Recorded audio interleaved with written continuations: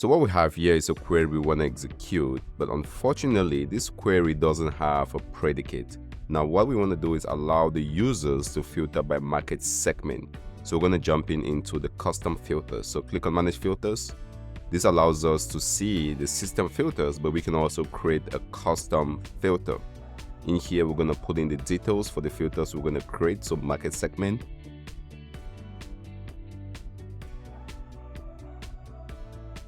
Give it a description, select the role. This is important, as well as the warehouse that's going to be used to populate this filter. There are two options, query or list. For today, we're going to focus on the query.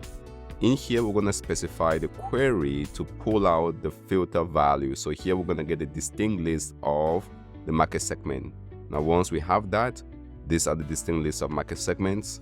We're going to go back and use that to populate our filter drop down. So you can see the list of options show up here in our filter. So go ahead and save that. We can see the name of the filter now being saved as market segment with a colon in front of it. So again, save this. Now we're going to go back to our query and make some changes. So instead of bringing back every value, we're going to use that filter, and the syntax is simply specifying the name of the filter we just created.